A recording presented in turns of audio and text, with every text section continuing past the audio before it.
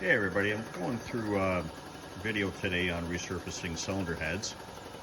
I have one here that I'm doing right now as we speak off a Kia. Same cylinder head is actually used on a Hyundai.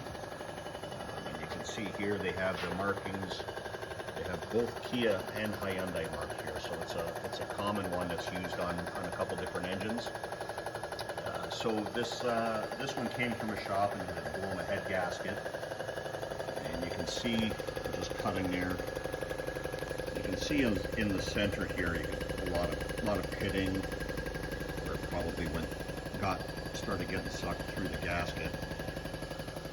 One thing I noticed on this cylinder head, the biggest problem thing you shouldn't do when you take off a cylinder head is, if you can see all the swirl marks in the cylinder head surface here.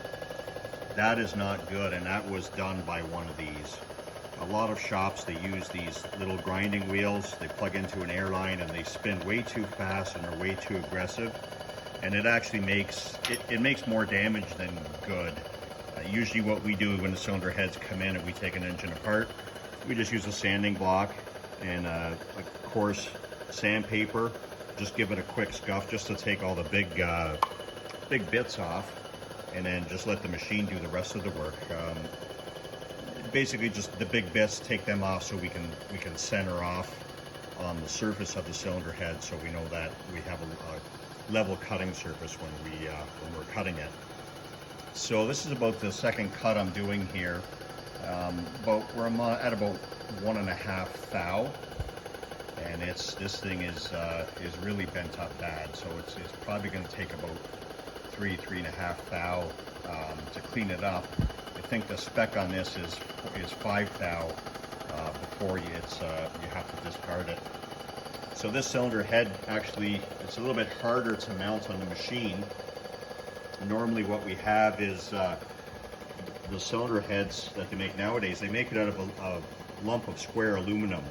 So we can go on this plate and on this plate. We just kind of push them together and mount them on there, and we don't have to use this mounting plate, which is on a swivel here. That's what we use to mount our blocks. So this plate actually moves back and forth this way and up and down. There's an eccentric here, so we can loosen this bolt, and when we turn that eccentric, we can actually move it up and down to level it. And then when you undo these screws here, it rotates it back and forth so we can get straight across. We can center that up. So because of the angle, you can see the angle the cylinder head's on. We had to use the plate here. We couldn't just go off the fixtures here. I have these are LS cylinder heads that we did earlier. And they basically, from the valve cover surface to the base of the cylinder head, it's basically a square aluminum. So usually you can mount off the valve cover surface, and that gets you true. Skim them and you're done. So we just did this pair of cylinder heads we did earlier. They got to be washed and on to getting the valve job done. Here's another one that we did earlier. It's a big block Chevy, and you can see this one too. You can see the angle of it. It's thicker there, thinner here. So this one here we would mount the same way as we mounted up this one.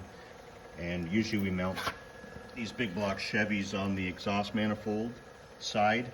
We'll put a couple studs in and mount it on the plate and center it up that way.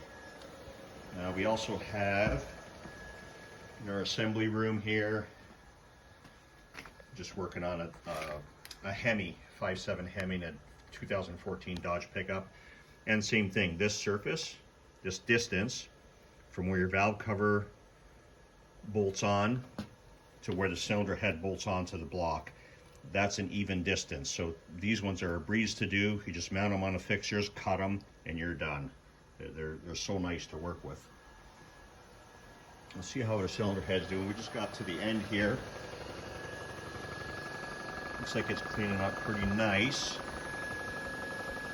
Shut my spinner off and wait till it goes to 0. have to move your cutter.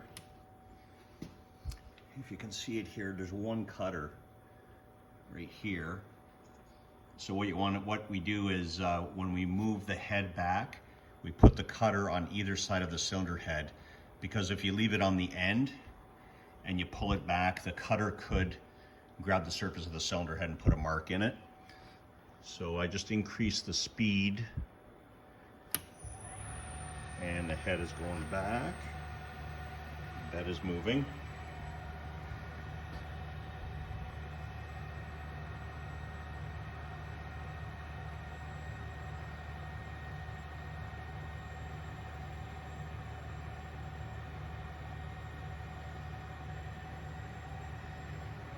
You can see that this line here, that's basically my line that I made when I zeroed off the head to the surface of the, rather my cutting head to the surface of the cylinder head. So what I do is I level it out and touch down my cutter on the cylinder head.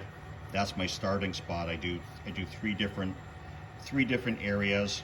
I find basically the center starting spot, and that's where I start cutting. That's where I do my initial cut off. So I'm gonna stop it right there. And you can see it's cleaning up pretty good, but this end there's still a lot of, you can see how warped it is. It's touching on half of it.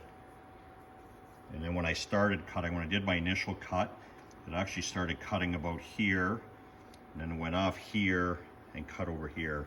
So it's pretty warped. So I'm gonna go, just gonna move my dial. I'm gonna go another thou, and I'm going to turn my deck speed down, turn my cutter on, direction, so now my bed is moving into the cutter, towards the cutter, and we'll see if we can get a good shot of so fast. That cutter's going 700 RPM.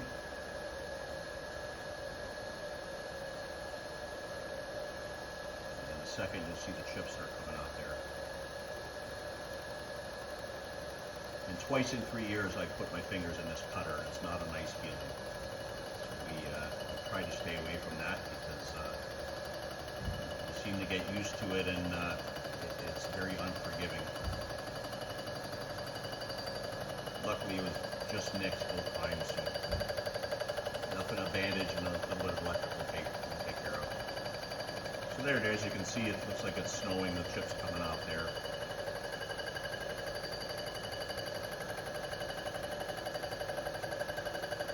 Let that run its course. And basically, the cutters on this machine are very tiny.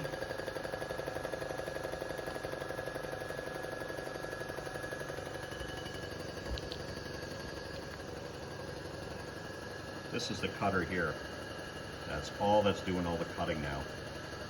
The little line on the left side of it, that's the side that actually does the cutting. That's I guess that's the heat treated side that comes in contact with the cylinder head.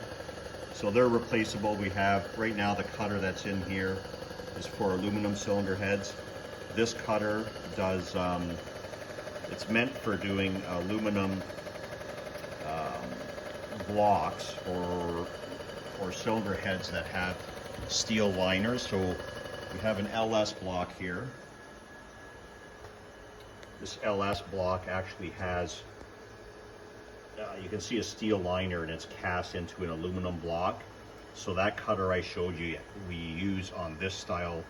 It's meant to do aluminum and steel combined. If you use the aluminum cutter that I'm using on this cylinder head on that block, it really chatters and it leaves lines and marks. It's not a good feeling. And then we have a harder cutter that we use when we're doing the cast iron cylinder heads. And that's about it. So I'm going to go ahead and finish this up, and then I'll repost the finished products at another time. I hope you enjoy it, and there's many more to come. Thanks for watching.